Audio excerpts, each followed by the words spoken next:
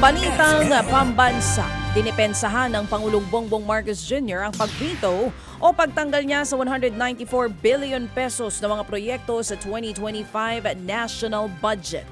Sa veto message ng Pangulo, iginit niyang hindi naaayon sa mga prioridad ng gobyerno at pangangailangan ng mga Pinoy ang mga tinanggal na proyekto.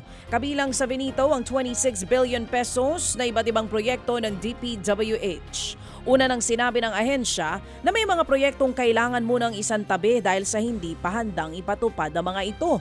Ayon naman kay dating Finance Undersecretary Shelo Magno, hindi pa rin solusyon ang pag-veto ng Pangulo.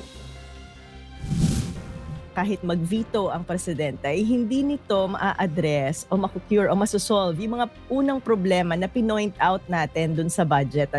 Kasi lalong-lalo na po yung sinasabi natin na dapat priority ang education at hindi infrastructure.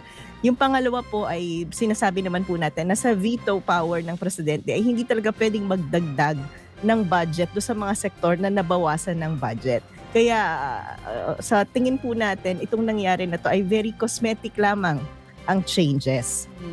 When you say cosmetic, pakitang tao lang. Cosmetics. Yung ibang grupo tinawag naman na deceptive. Yes, Yung panloloko. veto o panlilin lang. Cosmetic, deceptive. Pero yan nga po mga kapatid. Pambubudol baga. Pambubudol. Pilit na isinagawa ng iilan like a thief in the night. Uy, si Ate Aimee yun. Nagkausap na ba sila? Umiiwas pa rin siya. Wala pa rin. O yan nga po kapatid. Itong hindi umiiwas ang tinig ni dating Finance Undersecretary Shelo Magno.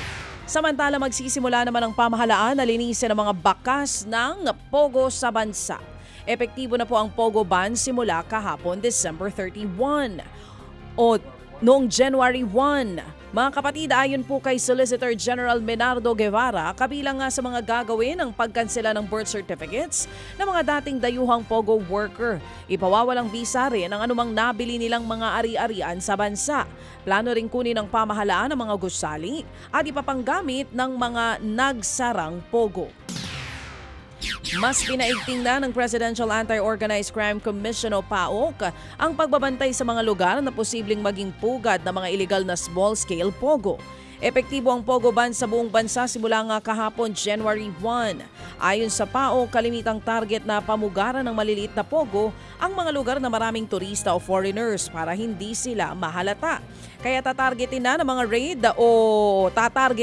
raid ng PAOK ang maliliit na Pogo na nagtatago po sa iba't ibang liblib na lugar sa bansa.